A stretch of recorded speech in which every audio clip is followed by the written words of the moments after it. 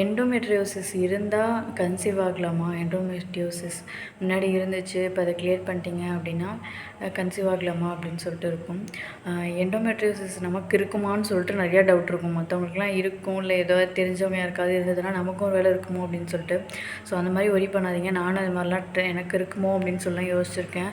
ஏன்னா எப்படி நம்ம இது பண்ணிக்கலான்னா, ரொம்ப ப்ளீடிங் ஓவராக இருக்கும், ரொம்ப பெயின், நம்ம கண்ட்ரோல் பண்ண முடியாத பெயின் இருக்கும். பீரியட்ஸ்க்கு முன்னாடியும் நடுவுலையும் அப்புறமும் எனக்குமே எப்படி பெயின் இருக்குன்னா, எனக்கு நார்மல் தான், எண்டோமெட்ரியோசிஸ்லாம் கிடையாது. பர்னிங் சென்சேஷன் 10 நாள் முன்னாடியே ஆகிடும். அடிவயிறு ரொம்ப எரிச்சலாக இருக்கும். அன்றைக்கி வந்து பீரியட் ஒரு 2 ஹவர்ஸ் இருக்கும் பெயின் வந்து பீரியட்ஸ் பெயின் வந்து 2 ஹவர்ஸ் இருக்கும். அதுக்கப்புறம் எனக்கு பெயின் இருக்காது.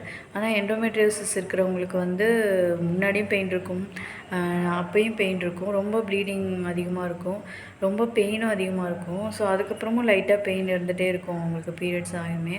ஸோ அந்த மாதிரி இருந்தால் ஒரு தடவை போய் ஹாஸ்பிட்டலில் செக் பண்ணி பாருங்கள், அல்ட்ராசவுண்ட் எடுத்து பாருங்கள். ஸோ ஆனால் நமக்கு இருக்குமோன்னு அப்படின்னு சொல்லிட்டு பயப்பட வேண்டாம். அதே மாதிரி எண்டோமெட்ரியோசிஸ் இருந்தவங்க வந்து ஒரு மேரேஜ் ஆகி 3 இயர்ஸ் பேபி இல்லை. ஸோ அதுக்கப்புறம் இடையில வந்து ட்ரீட்மெண்ட் 2 இயர்ஸ் ஆனதுக்கப்புறமே வந்து செக் பண்ணால் எண்டோமெட்ரியோசிஸ் இருக்குதுன்னு சொன்னாங்க. அவங்க நார்மலாக அவங்க கொடுக்குற ஹாஸ்பிட்டலில் போய் சர்ஜரி பண்ணலை, ஒரு இன்ஜெக்ஷன் மாதிரி போட்டுட்டு அந்த மாதிரி தான் பண்ணிகிட்டு இருந்தாங்க. டேப்லெட்ஸ், இன்ஜெக்ஷன் அது மாதிரி தான் போட்டுட்டு இருந்தோம் 1 இயர். அதுக்கப்புறம் ஒரு 3 இயர்ஸ்க்கு முடிஞ்சிருச்சு. ஸோ இதுக்கப்புறமா கன்சீவ் ஆகலைன்னா வீடியோ பார்த்துக்கலாம் அப்படின்னு சொல்லிட்டு விட்டுட்டாங்க. ஆனால் வந்து அதுக்கப்புறம் அவங்க ஒரு 3 இயர்ஸ் கம்ப்ளீட் ஆகி 4th இயர் வந்து அவங்க கன்சீவ் ஆனாங்க. அவங்க நேச்சுரலாகவே குழந்த பிறந்தது. அதுக்கப்புறம் அவங்க எண்டோமெட்ரியோசிஸ் ஃபுல்லாக கிளியர் பண்ணிட்டாங்க. அதுக்கப்புறம் ஆனால் சர்ஜரி பண்ணலை, ஃபுல்லாக கிளியர் பண்ணி அவங்களுக்கு நார்மலாக பேபி நேச்சுரலாக ஃபார்ம் ஆச்சு. அப்போ வந்து